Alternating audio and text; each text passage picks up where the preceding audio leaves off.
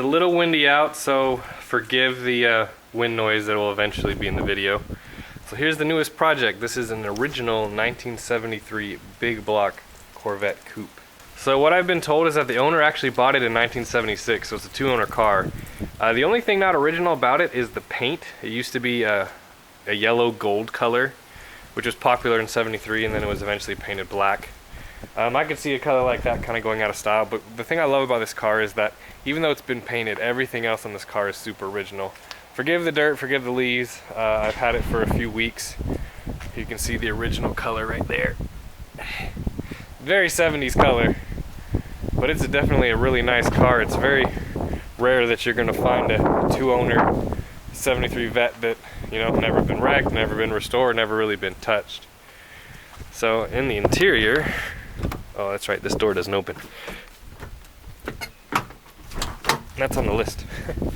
So in the interior, I mean, it's all original. It's not in good shape, but definitely all original. This car was actually used as normal transportation for a long time, but some of the important things are, you know, all the dash, you know, is in really good shape. The door panels will be replaced, same with the seats, but a lot of this stuff can be reused. It is a 4-speed car. It is an air-conditioned car, but, you know, other than,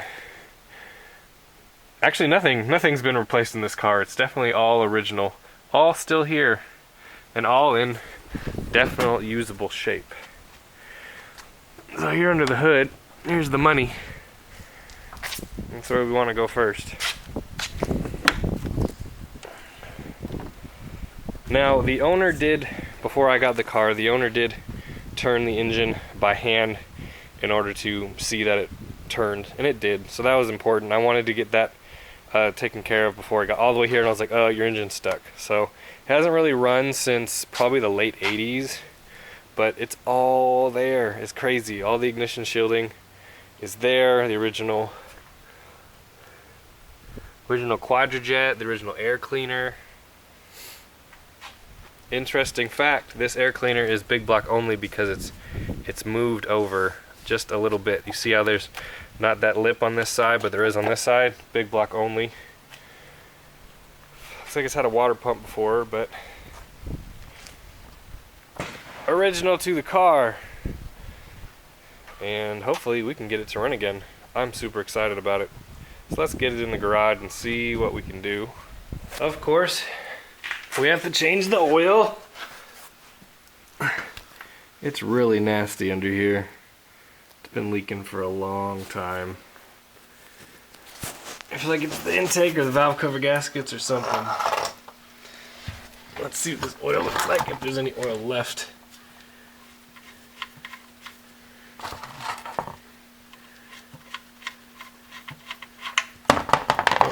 Of course. Yeah, it looks pretty good. Just black and old and nasty. It's pretty much like water.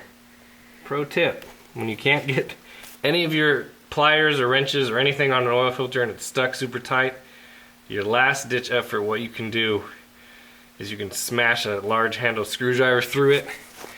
Make sure there's enough room between the pan and the oil filter, which on this one there is. But once you can do that,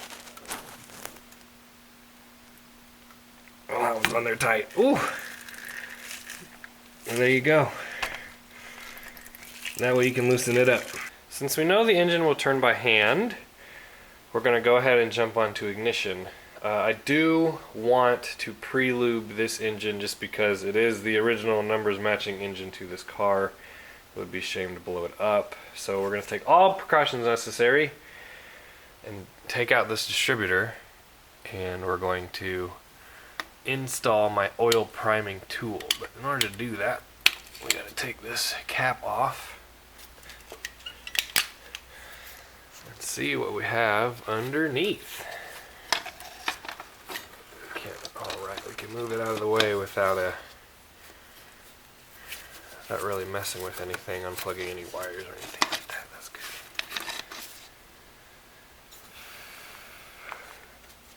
That's frozen.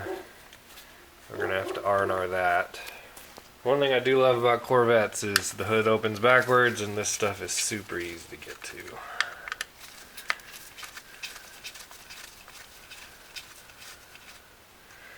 So before I take that off, what I want to do is I want to take a picture looking straight down on this distributor and make sure after I get done priming the engine that I put it back in the exact same position that it's in. So basically we want this hose to be touching here, this vacuum advance to be pointing exactly here, and then we want the distributor to be pointing pretty much at that notch for the cap. It's about where we want it. Make sure we get it in there 100%. Looks like they unhooked the tack. That's weird.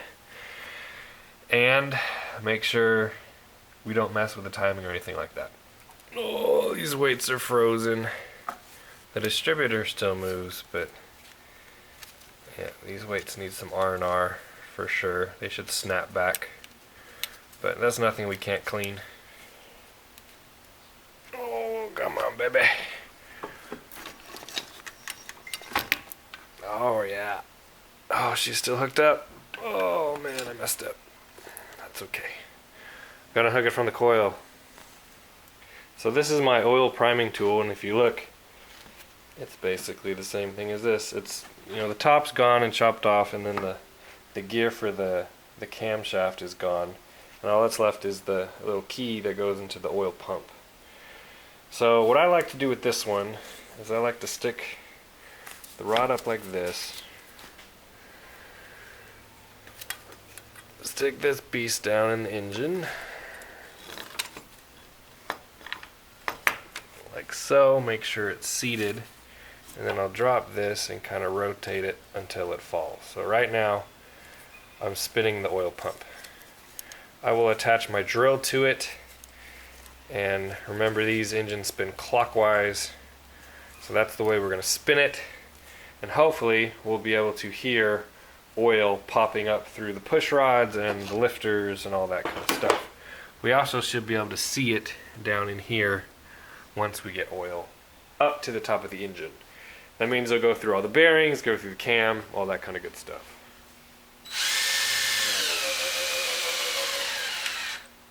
Ooh, I didn't like that.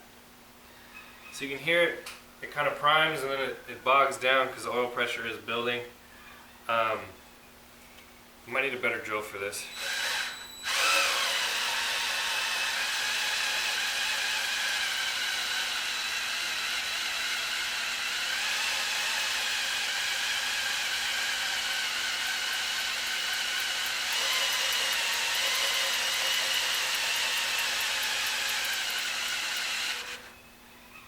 I can hear some gurgling and popping from underneath this valve cover. I think what I want to do is I want to pull one of them.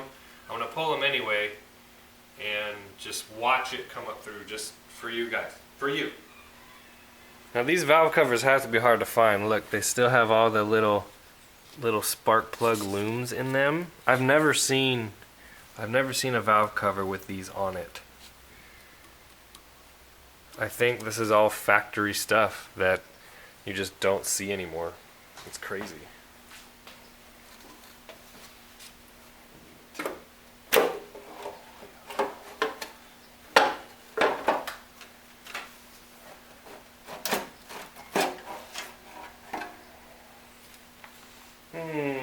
Missed a couple oil changes. Well, that's okay. I'm sure 80s oil was really great. I don't see any oil at all.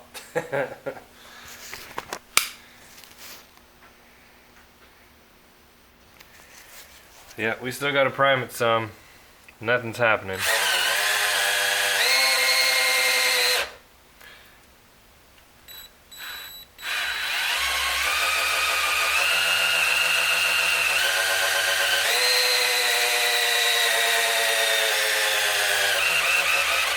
Oh, did you see it? Did you see it?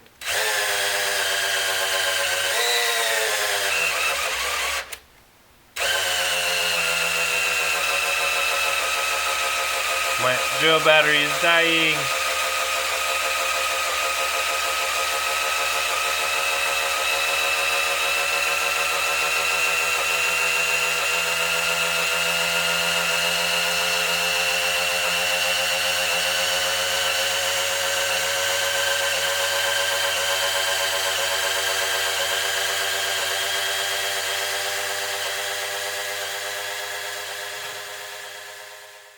So I upgraded to a plug-in drill. Should have started with that. We have oil coming out of most of these. So the thing you have to remember is that in order to get oil to all of these, we'd have to rotate the motor, but I don't want to do that because I don't want to lose my spot for the distributor. But we have oil coming out of this one, this one, this one, this one, and that one. I'm going to run it a little bit longer, see if I can get maybe some oil out of the other ones, but either way, it's enough because once oil is coming out of here, it's coming through the lifters, it's already gone through all the bearings and all this stuff. All these lifters are going to have to pump up when we start the engine anyway. There's no way you can get them completely pumped using a drill. So, and it's been since 1980 something. I'm not too worried about it. It's funny though, I changed the oil and it still looks absolutely nasty in here. So, it is what it is. Just for fun, I pulled off the valve cover on this side. I think the valve cover's leaking is why there's all this nasty oil in the front of the engine. But anyway, and you can see there's already oil on at least half of these, so that's awesome. Got some crap in there. But as you can tell, these gaskets are just totally shot. Totally shot. So we'll be picking up a set of those. But with that being said, what we can do now is we can fill the carburetor full of gas, we can sand down these points, put the distributor back in, and just see if the engine will fire and how long it will run for. There's all kinds of original stuff on here that you almost never see. It's crazy. Before we put the distributor back in, I took the points out. We're going to take a look at them. They actually look fairly decent. The only thing I don't like is this combo set. Basically, it's the condenser and the points in one unit. The reason I don't like it is because you can't really get to these points to clean them. But they look okay in there, but I want them shiny and bright, so we'll put some cloth in there, clean them up, throw them back in, see if we don't have fire. Putting in a battery is sometimes one of my favorite parts of this. Check this out. Yep. Interior lights work. Oh. We got interior lightage. That's nice. Oh. Curious to see what else works. Gas gauge is working. Water temp's working. Don't know about oil pressure. Clock doesn't work.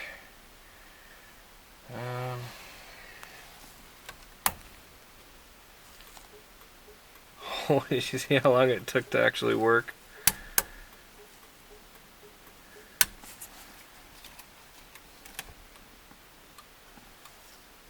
Hazards work. One's not working.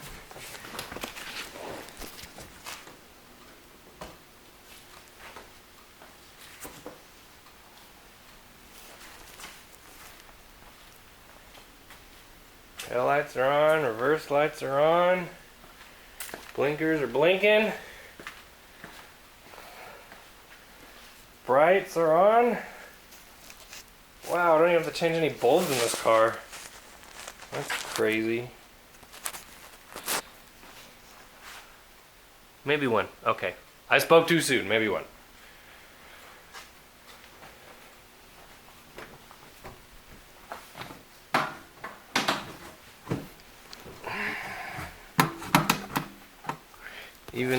Even the indicator for the brights works. Let's see if the brake light works. Yep. Brake light works. And that off. That out. Alright, now what we can do is we can test for spark. I slammed the door and the blower motor started working. I just slammed the door. Anyway, so let's test for spark. Basically, I left the coil or the cap off of the distributor for a reason. What I want to do is I want to see if the coil will discharge. So we're going to try to find a good spot for that. Right here by the carburetor seems good enough. I'm thinking maybe it'll sit by itself.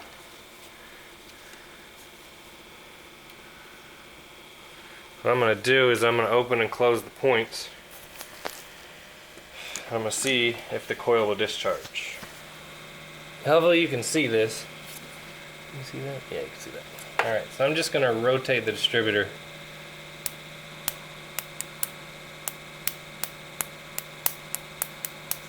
So the coil we have is good. So that tells me that I'm pretty sure everything else will be good. Cap, rotor, spark plug wire, spark plugs. At least enough to fire it up one time. So the engine is primed. I did check in the gas tank. It's wet on the bottom, but there's no liquid in it. So I'm not really worried about anything coming up and gumming up the carburetor. Even so, it's gonna need gone through anyway. It's just been too long. The gaskets are all dried out. So what we can do first is we can spin the engine over. That door doesn't open. What we can do first is make sure the key works. Spin the engine over a little bit. Oh, what I don't know is I don't know if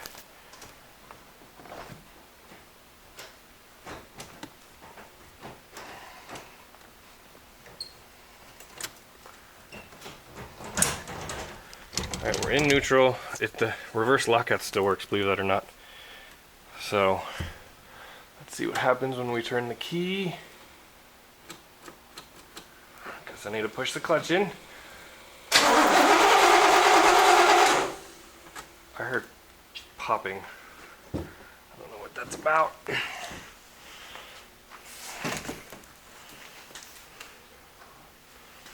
It sounds good though. Let's see. Everything's all plugged in. Should have spark. I'm gonna prop that up a little bit. It's not gonna matter really.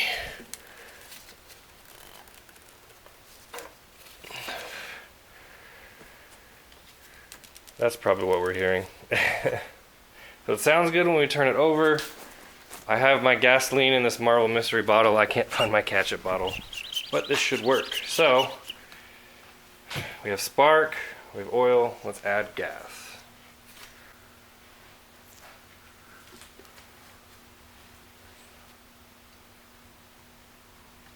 Just put a little bit down the carburetor and just see what she does when we spin it. In neutral, not in gear.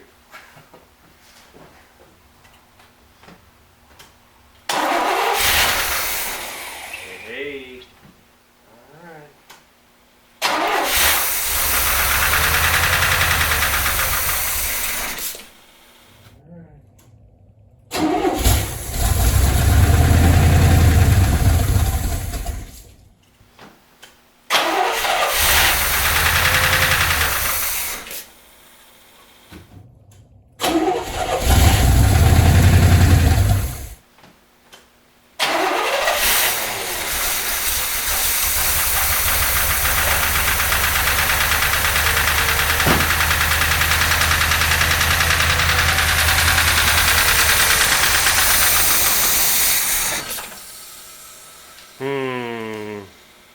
There was that sound, but it did run.